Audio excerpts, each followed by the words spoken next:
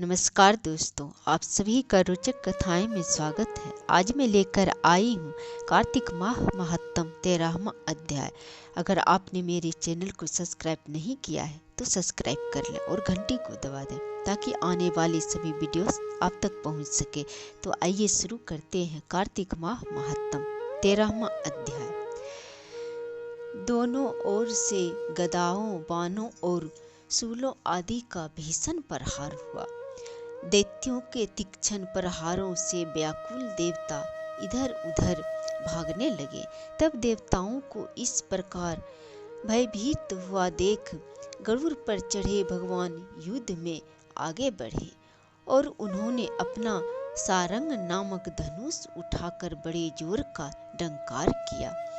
त्रिलोकी शब्दित हो गए। पल मात्र में भगवान ने हजारों दैत्यों के सिरों को काट गिराया। फिर तो विष्णु और जलंधर का महासंग्राम हुआ। बाणों से आकाश भर गए। लोग आश्चर्य करने लगे। भगवान विष्णु ने बाणों के वेग से उस दैत्य की ध्वजा छत्र भगवान विष्णु ने बाणों के वेग से उसे दैत्य की सभी ध्वजा और धनुष काट डाले। इसे व्यथित हो उसने अपनी गदा उठाकर गरुड़ के मस्तक पर प्रहार किया। साथ ही क्रोध से उस दैत्य ने विष्णु जी की छाती में भी एक तीक्ष्ण बाण मारा। इसके उत्तर में विष्णु जी ने उसकी गदा काट दी और अपने सारंग धनुष से उसको बींधना आरंभ किया। इस पर जलंधर इन पर अपने पैने बाण बरसाने लगे। उसने विष्णु जी को कई पैने बाण मारकर वैष्णव धनुष को काट दिया।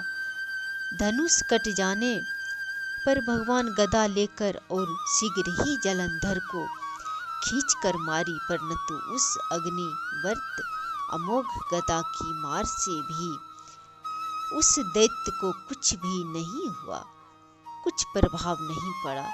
तब उसने एक अग्निमुख त्रिशूल उठाकर विष्णु पर छोड़ दिया।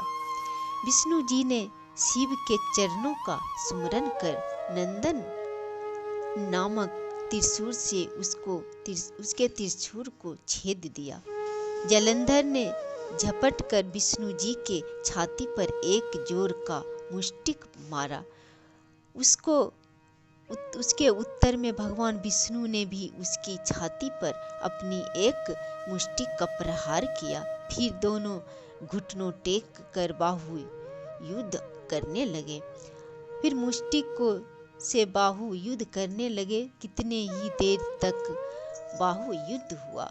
भगवान उसके साथ युद्ध करते रहे, बहुत दिनों तक युद्ध करते रहे। तब सर्वश्रेष्ठ मायावी भगवान उस दैत्यराज से मेघावाणी में कहा, रण मुर्दर दैत्य श्रेष्ठ, तू धन्य है जो इस महायुद्ध में इन बड़े बड़े आयुधों से भी भयभीत नहीं हुआ।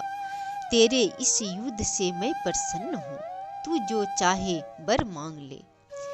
मायावी विष्णु की ऐसी वाणी सुनकर जालंधर ने कहा, हे भावुक, यदि आप मुझ पर प्रसन्न हैं तो यह वर मुझे दीजिए कि आप मेरी बहन तथा अपने सारे कुटुंबियों सहित मेरे घर पर निवास करें।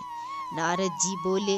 उसके ऐसे वचन सुनकर विष्णु जी को खेद तो हुआ, किंतु उसी क्षण देवेश ने तथास्तु कह दिया। अब विष्णु जी सब देवताओं के साथ जलंधरपुर में जाकर निवास करने लगे। जलंधर अपनी बहन लक्ष्मी और देवताओं सहित विष्णु को वहां पाकर बड़ा प्रसन्न हुआ। फिर तो देवताओं के पास जो भी रत्ना आदि थे सबको ले जलंधर पृथ्वी पर आया। निशुम्भ को पताल में स्थापित कर दिया और देव दानव यक्ष गंधर्व सिद्ध सर्प राक्षस मनुष्य आदि सबको अपना वंशावर्ती बनाकर त्रिभुवन पर शासन करने लगा। उसने धर्म अनुसार सुपुत्रों के समान प्रजा का पालन किया।